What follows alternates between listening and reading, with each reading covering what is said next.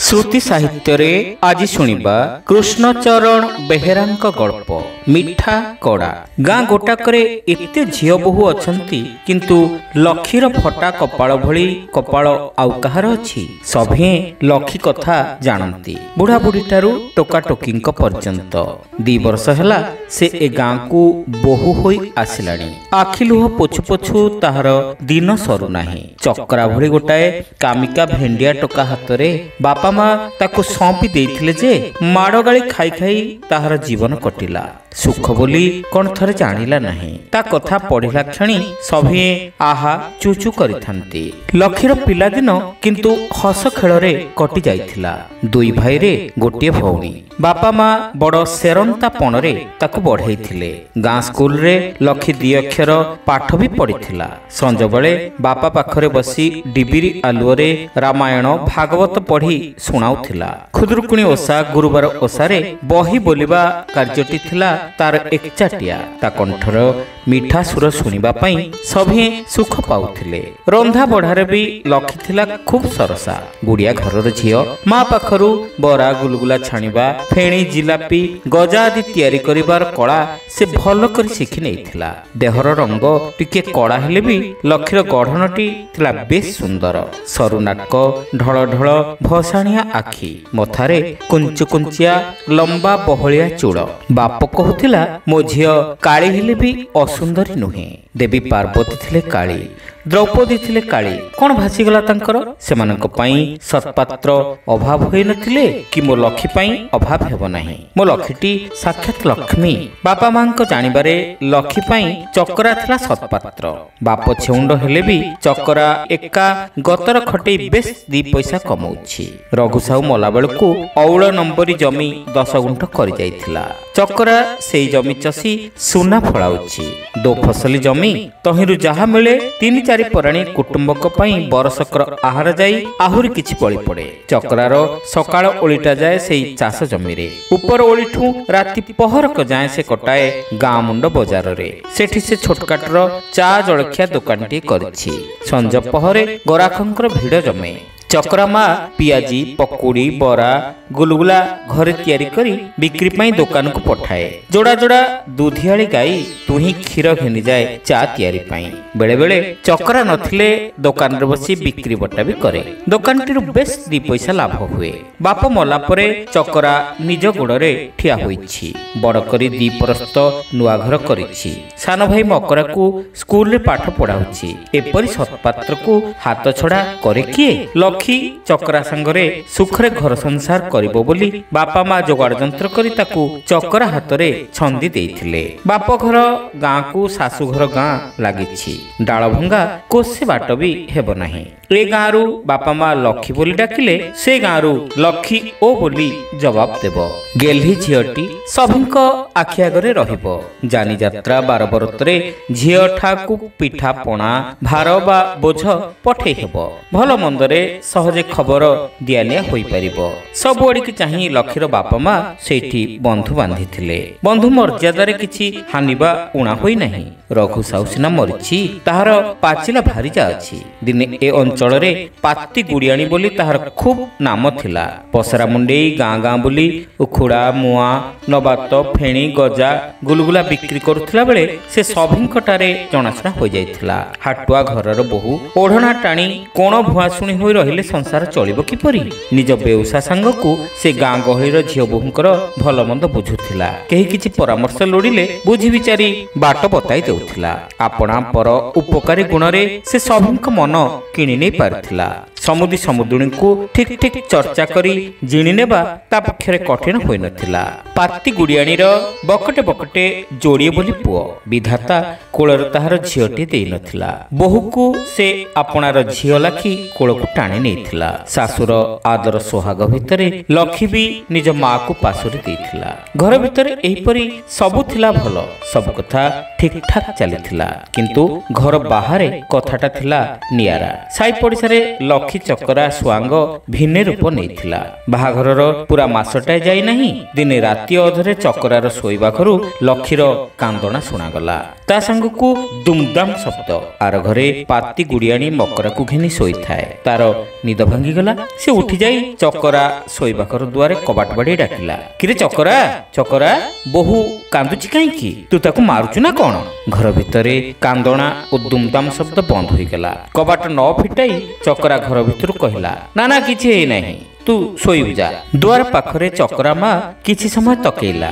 ଘର ଭିତରୁ ଆଉ କିଛି ସ୍ୱର ଶବ୍ଦ ନ ଶୁଭିବାରୁ ସେ ନିଜ ଘରକୁ ଫେରିଯାଇ ଶୋଇଲା। ତହିଁ ଆର ଦିନ ସେ ଦେଖିଲା ସବୁ ଠିକ ଠାକ ଚାଲିଛି। ଲକ୍ଷ୍ମୀର ଚାଲିଚଳଣିରେ କୌଣସି ଆଲାଗିଲା କଥା ସେ ବାରି ପାରିଲା ନାହିଁ। ଶେଷରେ ଲକ୍ଷ୍ମୀକି ପଚାରିଦେଲା, କାଲି ରାତିରେ ତୁ କାନ୍ଦୁଥିଲୁ କାହିଁକି ମା? ଚକରା ତୋତେ କିଛି ଲକ୍ଷ୍ମୀ କିଛି ଉତ୍ତର ଦେଲା ନାହିଁ, ଖାଲି ଟିକେ ମୁର୍କି ହସିଲା। କାଲ ଠାର କାଲ ମା ଜାଣେ। ପାତି ଗୁଡିଆଣି ଗୋଟାଏ ଫୁଟକିରେ କଥାଟାକୁ ଉଡାଇ ଦେଇ କହିଲା, ଘଇତା ଗାଳି ଦେହର ମଳି, ଘଇତା ମାଡ଼ କୋଇଲି ପାଡ଼। କିନ୍ତୁ ଏ ଘଟଣା ସେଇଠି ସେତିକିରେ ଅଟକିଲା ନାହିଁ। ଲକ୍ଷ୍ମୀ ଉପରେ ଚକରାର ଗାଳି ମାଡ଼ ଦିନକୁ ଦିନ ବଢିବାର ଲାଗିଲା। ଦିନ ନାହିଁ, ରାତି ନାହିଁ, ଭଲ ମନ୍ଦ ବେଳକାଳ ନାହିଁ। ଟିକେ ଟିକେ କଥାରେ ପାନରୁ ଚୂନ ଖସିଗଲେ ଚକରା ମଥାକୁ ପିତ୍ତ ଚଢିଯାଏ। ତାପରେ ବିଚାରୀ ଲକ୍ଷ୍ମୀର ଉପରେ ବରସେ ଖାଙ୍କର ଗାଳି, ଚାଲେ ନିସ୍ତୁକ ମାଡ଼। ଆପଣା ମା, ବନ୍ଧୁ ବାନ୍ଧବ, ସାଇ ପଡିଶା କାହାରି କଥା ଚକରା ଶୁଣେ ନାହିଁ, କାହାରି ମନା ମାନେ ନାହିଁ। ଦିନେ ଦାଣ୍ଡ ପୋଖରୀକୁ ଗାଧୋଇବାକୁ ଯାଉଥିଲା ବେଳେ ଲକ୍ଷ୍ମୀ ନିଜ ବାପଘର ଗାଁର ଦି ଜଣ ଚିହ୍ନା ଲୋକଙ୍କ ସାଙ୍ଗରେ କଣ କଥାବାର୍ତ୍ତା କରୁଥିଲା। ଚକରା ଆଖିରେ ଯେମିତି ଘଟଣାଟା ପଡିଯାଇଛି ତାକୁ ଆଉ ସମ୍ଭାଳେ କି? ଲକ୍ଷ୍ମୀ ଆସି ଘର ଦୁଆରେ ପାଦ ଦେବା କ୍ଷଣି ଚକରା ଗର୍ଜି ଉଠିଲା, ଅଲାଜୁକି ଆମର ମାନ ମହତ ସବୁ ପଦାରେ ପକାଇଲୁ, ତତେ ଟିକେ ଲାଜ ଶରମ ନାହିଁ? ଦିନ ଦ୍ୱିପହରେ ଦାଣ୍ଡ ମଝିଟାରେ ଠିଆ ହୋଇ ଟୋକାଙ୍କ ସାଙ୍ଗରେ ରାସଲୀଳା କରୁଛୁ। ଲକ୍ଷ୍ମୀ କହିଲା, ଛି ଛି, ପାପ କଥା ତୁଣ୍ଡରେ ଧରୁଛ। ସେମାନେ ମୋର ମଉସା ଆଉ ମଉସା ପୁଅ ଭାଇ ବଳଦ କିଣିବା ପାଇଁ ବଡହାଟକୁ ଯାଇଥିଲେ। ଦେଖା ହୋଇଯିବାରୁ ସେମାନଙ୍କୁ ଘର କଥା, ବାପା ମାଙ୍କ କଥା ପଚାରୁଥିଲି। ସେଇଥିରେ ମୋର ଏଡେ ବଡ ଅପରାଧ ହୋଇଗଲା। ନିଆଁରେ ଘିଅ ଢାଳିଲା ଭଳି ଚକରା ତେଜି ଉଠିଲା। ଚୁପ କର, ଚୋରି, ତା ଉପରେ ପୁଣି ହେମାଜୋରି। ସଙ୍ଗେ ସଙ୍ଗେ ଲକ୍ଷ୍ମୀର ଦୁଇ ଗାଲରେ କଷି କରି ଦୁଇ ଚାପୁଡା ବସାଇ ଦେଇ ସେ କହିଲା, ଗାଁ ଲୋକେ ମୁହଁରେ ଲୁଗା ଦେଇ ହସୁଛନ୍ତି, ତୋର ସେ ବେହମତ ପଣ ଏଠି ଚଳିବ ନାହିଁ। ଲକ୍ଷ୍ମୀ କାନ୍ଦି ଉଠିଲା। ବାଡିରେ ଚକରା ମା କଖାରୁ ଲଟା ମୋଡାଉଥିଲା। ଧାଇଁ ଆସି ପୁଅ ବୋହୂଙ୍କୁ ଅଲଗା କରିଦେଲା। ସାଙ୍ଗେ ସାଙ୍ଗେ ପଡିଶା ଘର ଲୋକେ ଆସି ତାମସା ଦେଖିବା ପାଇଁ ଦାଣ୍ଡ ଦୁଆରେ ରୁଣ୍ଡ ହୋଇଗଲେ। ଆଉ ଦିନେ ଦୋକାନରୁ ଫେରି ରାତିରେ ଚକରା ଭାତ ଖାଇ ବସିଛି। ପାଖରେ ବସି ଲକ୍ଷ୍ମୀ ତାକୁ ପଙ୍ଖା କରୁଛି। ଡାଲି ପାଣି ଟିକେ ତୁଣ୍ଡରେ ଦେଇ ଚକରା ଥୁ ଥୁ କରି ଓଗାଳି ପକାଇଲା। ବିରକ୍ତ ହୋଇ କହିଲା, ଏ ଡାଲି ନା ତମ ଗାଁର ପଚା ଗଡିଆ ପାଣି? ଏଥିରେ ନା ପଡିଛି ଲୁଣ, ନା ପଡିଛି ଟିକେ ମସଲା। ମଣିଷ ସାରା ଦିନ ଖଟି ଖଟିକିରି ଆସିବ, ଘରେ ଭଲରେ ଗଣ୍ଡେ ଖାଇବାକୁ ପାଇବ ନାହିଁ। ଲକ୍ଷ୍ମୀ କହିଲା, ନିଆଁ ପାଣି କାମ, ବରାବର ତ ଡାଲି ଭଲ ହୋଇଥାଏ, ଆଜି ହୁଏତ ଟିକେ ଅଲଣା ଲାଗୁଥିବ, ଲୁଣ ପକେଇ ଖାଇଦିଅ। ଚକରା ରାଗରେ କହିଲା, ମାଛ ଝୋଳଟା ସେମିତି ଅସନା ଲାଗୁଛି। ଆଲୋ, ତୋର ଯଦି ରନ୍ଧା ବଢାରେ ମନ ଅଛି ତ କର, ନଇଲେ ଏଠୁ ପଳା। ଏ କଥାରେ ଲକ୍ଷ୍ମୀ ଚଟିଗଲା। କହିଲା, ଆଣୁନୁ ଆଉ ଗୋଟାଏ ମାଇକିନିଆ ଯେ ତମକୁ ବଢିଆ ରାନ୍ଧିବାଡି ଦବ। ବାସ୍, କଥା ଏତିକି। ରାଗରେ ଏକା ବେଳକେ ଖପା ହୋଇ ଚକରା ଡାଲି ବାଟିକୁ ଲକ୍ଷ୍ମୀ ଉପରକୁ ଫିଙ୍ଗିଲା। ନେ ତୁ ଏ ଡାଲି ତରକାରୀ ଗିଳି ବୋଲି କହି ସେ ଭାତ ଥାଳି ପାଖରୁ ଉଠିଗଲା। ଆର ଘରୁ ଚକରା ମା ଆସି ଦେଖିଲା ଡାଲି ପାଣିରେ ଲକ୍ଷ୍ମୀର ପିନ୍ଧା ଲୁଗାଟା ଗୋଟା ପଣେ ଭିଜି ଯାଇଛି। ଡାଲି ବାଟିର ଧାରୁଆ ଫନ୍ଦ ବାଜି ଲକ୍ଷ୍ମୀ ଆଣ୍ଠୁରୁ ଧାର ଧାର ଲହୁ ଝରୁଛି। ଶାଶୁ କଥା ମାନି ଲକ୍ଷ୍ମୀ ସେଦିନ ଆଉ ଥରେ ଡାଲି ତରକାରୀ ରାନ୍ଧିଲା, କିନ୍ତୁ ରାଗ ଅଭିମାନରେ ଚକରାକୁ ଖାଇବା ପାଇଁ ଦେବାକୁ ଗଲା ନାହିଁ। ମା ପରସା ଭାତ ଖାଇସାରି ଚକରା ଶୋଇବା ପାଇଁ ଗଲାରୁ ପାତି ଗୁଡିଆଣି ବୋହୂକୁ ଡାକି ସାଙ୍ଗରେ ବସାଇ ଖୁଆଇଲା। ବହୁତ ବୁଝାସୁଝା କରି ଲକ୍ଷ୍ମୀକି ପଚାରିଲା, ତମେ ଦି ଜଣ କାହିଁକି ବରାବର ଏମିତି ଖିଟଖାଟ ଲଗେଇଛ କହିଲୁ ମା? ଲକ୍ଷ୍ମୀ କିଛି ଉତ୍ତର ଦେଲା ନାହିଁ। ହାତରେ ଭାତ ଗୁଣ୍ଡା ଧରି ନୀରବରେ ବସି ଖାଲି କାନ୍ଦିବାରେ ଲାଗିଲା। ଭାତ ଥାଳି ଉପରେ ବୁନ୍ଦା ବୁନ୍ଦା ହୋଇ ତାର ତତଲା ଲୁହ ଝରି ପଡିଲା। ପାତି ଗୁଡିଆଣି ତାକୁ ବୋଧ ଶୋଧ ଦେଇ କହିଲା, ଛି କାନ୍ଦ ନା ମା, ତୁ ତୁମର ଖାଲି ବୋହୁ ନୁହଁ ଝିଅ ବି। ମା ଆଗରେ ମନ କଥା ଫେଡ଼ି କହିଲେ ସିନା ସେ ତୋ ଦୁଃଖ ବୁଝିବ। ଶାଶୁ ବହୁତ ପାକଳା ପାକଳି କଲା ପରେ ଲକ୍ଷ୍ମୀ କହିଲା, ମୋର କିଛି ଦୋଷ ନାହିଁ ମା, ସେ ବରାବର ଗଞ୍ଜେଇ ନିଶା ଖାଉଛନ୍ତି, ମଥା ତାଙ୍କର ଠିକ ରହୁନାହିଁ। ମୁଁ ଯେତେ କହିଲେ ଶୁଣୁନାହାନ୍ତି, ସବୁବେଳେ ମୋ ଉପରେ ରାଗରେ ଗରଗର, କଣ୍ଟା ବାଡ଼ରେ ଲୁଗା ପକାଇ ମୋ ସାଙ୍ଗରେ କଳିକଜିଆ ଲଗାଉଛନ୍ତି, ତୁଚ୍ଛାଟାରେ ମୋତେ ମାରପିଟ କରୁଛନ୍ତି। ଚକରା ମା ଢିମା ଢିମା ଆଖି କାଢି କହିଲା, ଚକରା ଗଞ୍ଜେଇ ନିଶା ଧଇଲାଣି? ତା ଭଳି ସୁଧାର ପିଲାର ଏ ଦଶା, ମୋତେ ମରଣ କାହିଁକି ହେଉନାହିଲୁ ମା? ଆଜି ନିଶା ଖାଉଛି, କାଲି ଖାନକି ଘରେ ପଶିବ। ଟଙ୍କା ପଇସା କମେଇଲାରୁ କଣ ସେ ଉତ୍ପାତ ହେଉଛି? ତା ବାପା ବଞ୍ଚିଥିଲେ ଏ ଅବିଗୁଣ ସହନ୍ତା। ମୁଁ ରାଣ୍ଡ ମାଇକିନାଟା ବୋଲି ସିନା। ଆଖି ତାର ଲୁହରେ ଛଳଛଳ ହୋଇ ଉଠିଲା। ପଣତ କାନିରେ ଲୁହ ପୋଛି ସେ କିଛି କ୍ଷଣ ପରେ କହିଲା, ତୁ ଥୟ ଧର୍ମା, ମୁଁ ଚକରାକୁ ବାଟକୁ ଆଣୁଛି। ତୁ ଆଜି ଏ ଘରେ ମୋ ପାଖରେ ଶୋଇଯା, ସେଠିକି ଯାଆନା। ନିଶା ଜୋରରେ ତୋତେ ସେ ବେଶୀ ମାରପିଟ କରିବ। କିଛି କ୍ଷଣ ଭାବି ଲକ୍ଷ୍ମୀ କହିଲା, ନା ମା, ଏଠି ନୁହେଁ, ମୁଁ ସେଇଠି ଶୋଇଲେ ଭଲ ହେବ। କଥାଟା ଆଉ ଲୁଚା ଛପା ହୋଇ ରହିଲା ନାହିଁ। ତୁଣ୍ଡ ବାଇଦ 100 କୋଶ। ଲକ୍ଷ୍ମୀର ହିନିମାନିଆ ଅବସ୍ଥା କଥା ଡାକ ପୁକାରରେ ଚାରିଆଡେ ଖେଳିଗଲା। ପୋଖରୀ ତୁଠରେ ଗାଁ ମାଇପଙ୍କ ମେଳରେ ଲକ୍ଷ୍ମୀ ଚକରା ସୁଆଙ୍ଗ ବଡ଼ ସୁଆଦିଆ ଆଲୋଚନାର ବିଷୟ ହେଲା। ଆଖଡ଼ାଗରେ ଟୋକାଙ୍କ ମେଳରେ ଏ ବିଷୟରେ ମୁଖରୋଚକ କଥାବାର୍ତ୍ତା ଚାଲିଲା। ଗ୍ରାମ ପଞ୍ଚାୟତ ଅଫିସରେ ଗୁପ୍ତ ଆଲୋଚନା ହେବାର ଲାଗିଲା। ଲକ୍ଷ୍ମୀର ବାପା ମାଙ୍କ କାନରେ ଏ କଥାଟା ଯେମିତି ପଡ଼ିଛି, ସେମାନେ ଦୁଃଖରେ ଭାଙ୍ଗି ପଡ଼ିଲେ। ବାଛି ବାଛି ସତ୍ପାତ୍ରରେ ଝିଅଟିଏ ଟେକି ଦେଇଥିଲେ ଯେ ତା ଭାଗ୍ୟରେ ଏଇଆ ଥିଲା। କରିବେ ଆଉ କଣ, କହିବେ କାହାକୁ? ଝିଅ ଦେଇଥିବ ଯାହାକୁ, ନଇଁ ପଡ଼ିଥିବ ତାହାକୁ। ଲକ୍ଷ୍ମୀର ଦୁଇ ଭାଇ କିନ୍ତୁ କଥାଟା ଶୁଣି ରାଗ ଓ ବିରକ୍ତିରେ ଜଳି ଉଠିଲେ। ବଡ଼ ଭାଇ ଜଣେ ଟାଣୁଆ ପଞ୍ଚାୟତ ମେମ୍ବର। ସେ କହିଲା, ଶଳା ଚକରା ସାହୁ କୁଜି ଅସରପାକୁ କାଣି ବିରାଡ଼ି ପାଲଟିଛି। ଏଭଳି ନାରୀ ନିର୍ଯାତନାର ପ୍ରତିକାର କରିବାକୁ ହେବ। ତାକୁ ଭଲ କରି ପଟେ ନ ଚଢ଼େଇଲେ ମୋର ଶାନ୍ତି ନାହିଁ। ସେଦିନ ସଞ୍ଜବେଳେ ବଡ଼ ଭାଇ ଯାଇ ଲକ୍ଷ୍ମୀ ଘରେ ହାଜର। ଚକରା ଦୋକାନକୁ ଚାଲି ଯାଇଥିଲା। ଲକ୍ଷ୍ମୀକୁ ଏକାନ୍ତରେ ବଡ଼ ଭାଇ ସବୁ କଥା ପଚାରିଲା, କିନ୍ତୁ ଲକ୍ଷ୍ମୀ କି ଚୁଁ କିଛି କହିଲା ନାହିଁ। ଭାଇ କଥାର କୌଣସି ଉତ୍ତର ନ ଦେଇ ତୁନି ରହିଲା। ଶେଷରେ ବଡ଼ ଭାଇ ବିରକ୍ତ ହୋଇ କହିଲା, ତତେ ଯଦି ମାଡ଼ଗାଳି ଖାଇବାକୁ ଭଲ ଲାଗୁଛି ଖାଉଥା, ମୁଁ ଯାଉଛି। ଭଲରେ ମନ୍ଦରେ ଆଉ ଆମକୁ ଖୋଜିବୁ ନାହିଁ।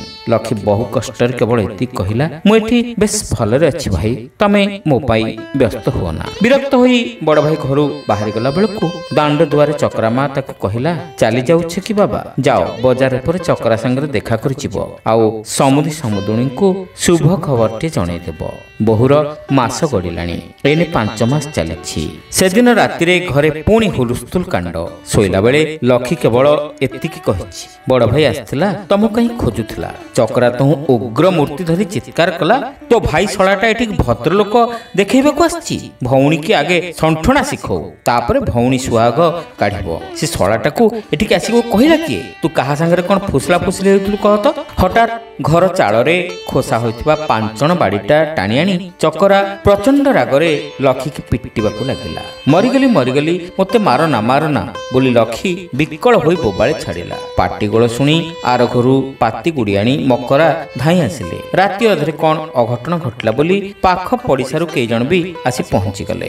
ଦୁଆର ମୁହଁରେ ସଭିଏଁ ପାଟିତୁଣ୍ଡ କରିବାରୁ ଚକରା କବାଟ ଖୋଲିଦେଲା। ପାତି ଗୁଡ଼ି ଆଣି ଚକରାକୁ ବହୁତ ବେଜାର ହୋଇ କହିଲା, ତୁଟା ମଣିଷଟା ନା ରାକ୍ଷସଟାଏ? ଗର୍ଭିଣୀ ତ୍ରିଲାଟାକୁ ଏମିତି ବାଡ଼ଉଛୁ କାହିଁକି? ତୋତେ କଣ ଧର୍ମ ଛାଡ଼ିଲାଣି କିରେ?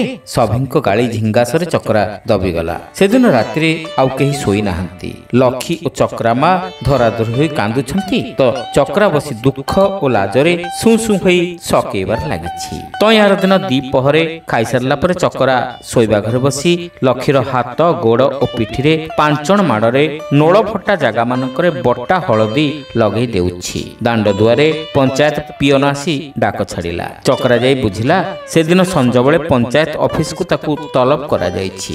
ଆପଣା ସ୍ତ୍ରୀକୁ ବରାବର ମାରଧର କରୁଥିବାରୁ ତା ନାଁରେ ଅଭିଯୋଗ ହୋଇଛି, ବିଚାର ହେବ। ଚକରା ମୁହଁ ହାଣ୍ଡି କରି ଘର ଭିତରକୁ ଆସିଲା ଏବଂ ଲକ୍ଷ୍ମୀକୁ ପଞ୍ଚାୟତ ସଭା କଥା କହିଲା। ସଞ୍ଜବେଳେ ସେ ଯାଇ ପଞ୍ଚାୟତ ଅଫିସରେ ହାଜର ହେଲା। ଲକ୍ଷ୍ମୀ ବି ଶାଶୁକୁ ସାଙ୍ଗରେ ଘେନି ପଞ୍ଚାୟତ ନିଶାପ ଦେଖିବା ପାଇଁ ଗଲା। ପଞ୍ଚାୟତ ଅଫିସରେ ସରପଞ୍ଚ ଓ ମେମ୍ବରଙ୍କ ସମେତ ଗାଁର ବହୁତ ଲୋକ ଜମିଥାନ୍ତି। ପରଚର୍ଚ୍ଚା ଶୁଣିବା ପାଇଁ, ପର ଗୁମର ଜାଣିବା ପାଇଁ କାହାର ମନ ନଥାଏ। ସରପଞ୍ଚ ଚକରାକୁ କହିଲେ, ତମ ନାଁରେ ଅଭିଯୋଗ ହୋଇଛି ସାହୁ ପୁଅ, ବିବାହ ହେଲା ପରଠାରୁ ତମେ ନିଜ ସ୍ତ୍ରୀକୁ ଗାଳିଗୁଲଜ ମାରପିଟ କରୁଛ। 2 ବର୍ଷ ହେଲା ତମ ସ୍ତ୍ରୀ ବିଚାରୀ ବହୁ କଷ୍ଟରେ ଅଛି, ଆଖି ବୁଜି ସବୁ ସହୁଛି। ଏହା ବଡ଼ ଗହୀର୍ତ୍ତ କଥା। ସରକାର ଏବେ ସବୁ ପ୍ରକାର ନାରୀ ନିର୍ଯାତନାକୁ ଦୃଷ୍ଟି ରଖିଛନ୍ତି। ତମର ଏ ବିଷୟରେ କିଛି କହିବାର ଅଛି କୁହ। ସଭା ନୀରବ। ଚକରା ତଳକୁ ମୁହଁ ପୋତି ତୁନି ହୋଇ ବସିଥାଏ। କେବଳ ସେଠି ଜଳୁଥିବା ପେଟ୍ରୋମାକ୍ସ ଲାଇଟ୍ ସଁ ସଁ ଗର୍ଜନ କରି ଯେପରି ନାରୀ ନିର୍ଯାତନା ବିରୁଦ୍ଧରେ ପଞ୍ଚାୟତର ରାଗ ରୋଷ ପ୍ରକାଶ କରୁଥାଏ। ସରପଞ୍ଚ ପୁଣି ଚକରାକୁ ପଚାରିଲେ, ସାହୁ ପୁଅ, ତୁନି ହେଲ କାହିଁକି? ତମ ବିରୁଦ୍ଧରେ ହୋଇଥିବା ଅଭିଯୋଗର ଉତ୍ତର ତମକୁ ଦେବାକୁ ହେବ। ସଭାରେ ଥିବା କେହି କେହି ପୁରୁଖା ଲୋକ ମଧ୍ୟ ସରପଞ୍ଚଙ୍କ କଥାର ପାଳି ଧରିଲେ। ଆଉ କେହି କେହି ନିଜ ଭିତରେ ଚକରା କଥା ଘେନି ଫୁସୁର ଫାସର କଥାବାର୍ତ୍ତା ଚଳାଇଲେ। ଚକରା କିନ୍ତୁ ସେମିତି ତୁନି ହୋଇ ବସିଥାଏ। ହଠାତ୍ ସଭାସ୍ଥଳରେ ଘଡ଼ଘଡ଼ି ମାରିଲା ଭଳି ଲକ୍ଷ୍ମୀ ପାଟି କରି ଉଠିଲା, ଅଭିଯୋଗ କରିଛି କିଏ? ଯାହାକୁ ମାଡ଼ଗାଳି ହୋଇଥିବାର ବୋଲାଯାଉଛି ସେ ଲୋକ ତ ମୁଁ ନିଜେ। ମୁଁ ତ କେବେ କାହାରି ପାଖରେ କିଛି ଅଭିଯୋଗ କରିନାହିଁ। ତାହେଲେ ମୁଁ ପଚାରୁଛି, ଏ ଅଭିଯୋଗ କଲା କିଏ? ତୁଚ୍ଛାଟାରେ ଏକଥା ଘେନି ପଞ୍ଚାୟତର ମୁଣ୍ଡ ବଥାଉଛି କିଏ? ସଭାରେ ହୁଲସ୍ଥୁଲ ପଡ଼ିଗଲା। ପଛରେ ବସିଥିବା ପଞ୍ଝାଏ ଟୋକା ହୋ ହୋ କରି ହସିବାର ଲାଗିଲେ। ସରପଞ୍ଚ ଓ ପଞ୍ଚାୟତ ମେମ୍ବରଙ୍କ ମଧ୍ୟରେ କଣ କଥା କଟାକଟି ଚାଲିଲା। କିଛି ପରିଷ୍କାର ଶୁଣା ହେଲା ନାହିଁ। ସେହି ଗୋଳମାଳ ଭିତରେ ଲକ୍ଷ୍ମୀ ନିଜ ଶାଶୁଙ୍କୁ କହିଲା, ତମ ପୁଅକୁ ଡାକ ମା, ଆମେ ଘରକୁ ଯିବା। ଶ୍ରୋତା ବନ୍ଧୁ, ଏଇଠି ଶେଷ ହେଲା ଗଳ୍ପ ମିଠା କଡ଼ା। ଗପଟି ଆପଣମାନଙ୍କୁ କେମିତି ଲାଗିଲା କମେଣ୍ଟ କରି ନିଶ୍ଚିତ ଜଣାଇବେ। ଚ୍ୟାନେଲରେ ନୂଆ ହୋଇଥିଲେ ସବସ୍କ୍ରାଇବ୍ କରିବାକୁ ଭୁଲିବେ ନାହିଁ। ରହିଲୁ, ନମସ୍କାର।